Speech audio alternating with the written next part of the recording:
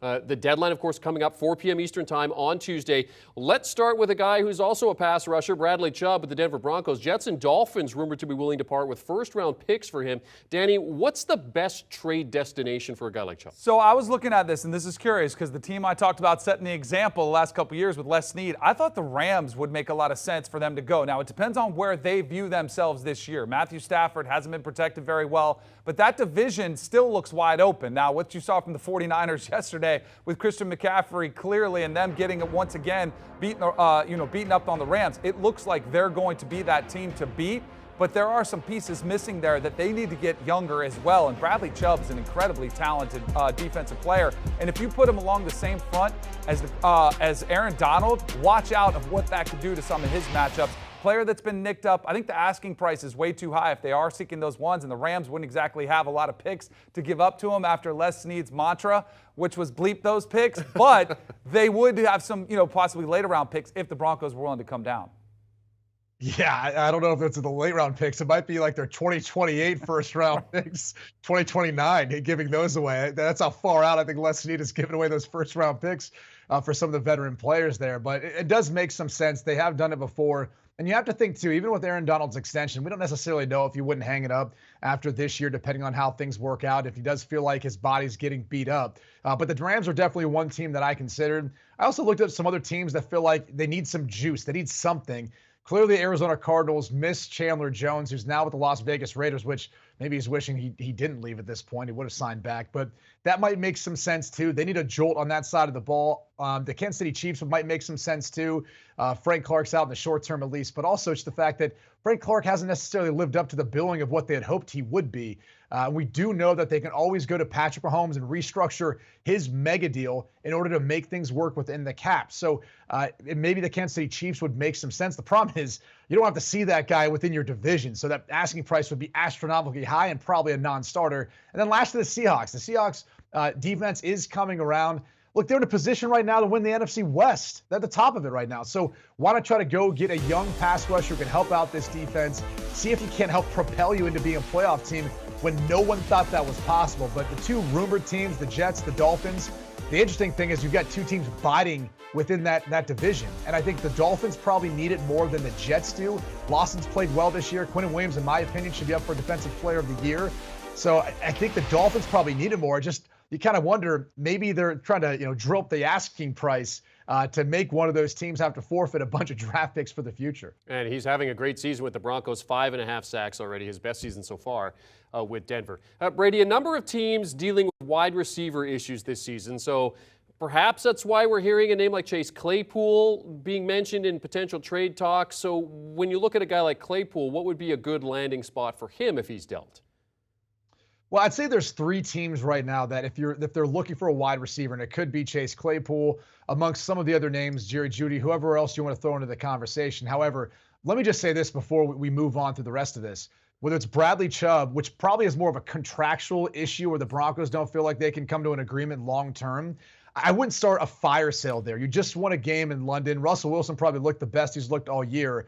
I don't know that I want to start getting rid of a bunch of assets, but in regards to the Pittsburgh Steelers, they're probably looking at the roster saying, we have Deontay Johnson, we have a tight end in Pat Freiermuth, we've got Najee Harris in the backfield, we also have George Pickens, who has really signaled to us that we've probably got all the weapons we really need. If we don't feel like we want to extend Claypool to the amount of money that he's looking for, why not get some assets back in return? And the three teams that probably are in most need of a guy like that, a bigger party, big catch radius, a wide receiver who apparently can throw passes left-handed too, would be the Green Bay Packers, the Tennessee Titans, and the New York Giants, in my opinion. All three of those teams could use some help at wide receiver. I think he would make sense along with some other guys we're probably going to talk about. I'm with you. I had the New York Giants as the spot for Chase Claypool. I mean, we just saw them deal Kadarius Toney, which was a disaster there in his tenure with New York. We'll see if the Kansas City Chiefs can kind of work with him and get him out of that funk and see if they can get him involved in that offense. And then we saw Kenny Golladay, the biggest free agent that they signed at wide receiver the last couple of years, hasn't exactly panned out either. And as good as Daniel Jones has played, there's still an issue there that you need to find out this year specifically. You can't ask him to go out there and rush for 100 yards. At some point, You can't rely on him running the ball and handing it off to Saquon Barkley. There has to be a big play opportunity on the outside, and I like a big physical target for Daniel Jones, and I think that's one of the critical reasons I see it too, because Daniel Jones is making this a tougher decision on the New York Giants. If you bring in Chase Claypool, then it'll be crystal clear what you do with Daniel Jones for the future. What can he do if he's given a receiver like Claypool? It's going to be interesting to see what teams like the Giants and even the Packers, which you guys have mentioned to an extent, because the Packers, 3.5 games back of the Vikings in that North Division. I mean, you think of a team that's going to need to do something. It's certainly a Packers is a team that's going to need to do something. Brady, you mentioned we've got some wide receivers to go through. You mentioned Jerry Jeudy. That's a guy who other teams would definitely be interested in. Yesterday, in talking about the post game after the Denver-Jacksonville game in London, the thought process was, don't deal Jeudy. I mean, here's a guy that, he's a guy that can produce for the Broncos. 6 receptions, 63 yards yesterday, and the touchdown.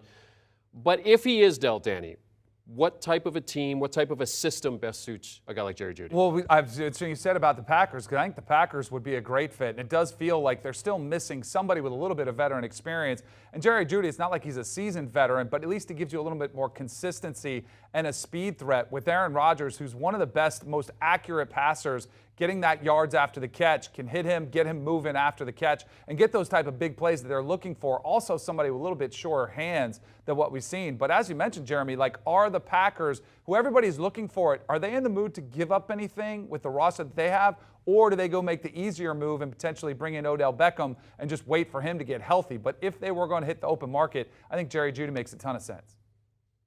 I think the Tennessee Titans would be an interesting one for Jerry Jeudy, in part because I think long-term, you look at a guy like Treylon Burks, you could do a bunch of different things with.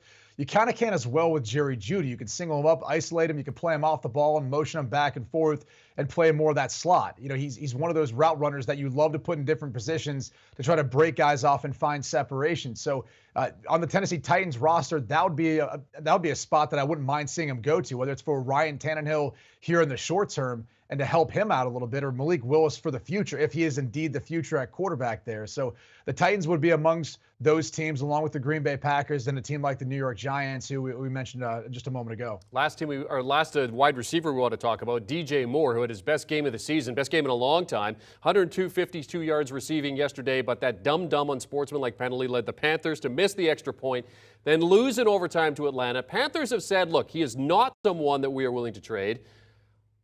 But if he was dealt, Brady, where could he end up? Yeah, same thing. Those 3 previous mentioned teams. I think you could look at some other teams who would look for versatility within the wide receivers. One sneaky team that I'd keep an eye on would be the Minnesota Vikings. Yes, you've got Justin Jefferson, he's a stud, and you've got Adam Thielen. You probably don't want to mess things up, but DJ Moore would be someone that I think would come in and be a really nice complement to Justin Jefferson with the things he can do. And be able to attack the football, make the plays, those fly sweeps, jet sweeps. Thielen's been good, but I don't know that he's got the same type of burst. And even if you had all 3 of those guys in the field at the same time, it'd be pretty unstoppable for a quarterback like Kirk Cousins that I think could use it. So there's a number of teams you could put him in consideration for, but bottom line is I think anywhere he goes, he could go in and honestly take over potentially as a number 1 overall wide receiver. So I thought of a team, and it's a team we talked about coming in here that made a move on the defense side of it, bringing in Roquan Smith. How about the Ravens? This to me would be incredibly frustrating if I'm Lamar Jackson, who still has not been given a receiver that's really a true number 1 that can take over a game that Brady's talking about. If you got him DJ Moore, you would instantly have a threat that could take over. I don't think you can keep relying on the tight end position to be your biggest threat. And again, look at what other teams have done. Look at what Stephon Diggs made a difference for Josh Allen when the Bills brought him in. Look at A.J. Brown, the difference he's made for Jalen Hurts. Some of these other quarterbacks that were kind of like their future was up in the air. What kind of quarterbacks are they? They gave him these pieces, and all of a sudden their play, just all of a sudden exponentially jumps up. Give Lamar Jackson that opportunity by giving him a true number 1. Then you get him the full arsenal of weapons to work with, and maybe you reach his full potential. Danny Kanell, Brady Quinn discussing possible deals we might see on Tuesday as the NFL trade deadline comes and goes. And we'll have full coverage of the trade deadline here on HQ because that is what we do. Our coverage begins Tuesday at 3:30 p.m. Eastern Time, leading up to that 4 p.m. Eastern Time deadline. We'll get some insider notes from our Jonathan Jones, our NFL insider, and analysis from Brady and Danny, joined by Pete Frisco. Do you want a sports network that delivers everything that matters about the game? The highlights, the picks, the instant analysis, no yelling, no fake debates, no politics. Hit the subscribe button and never miss a moment.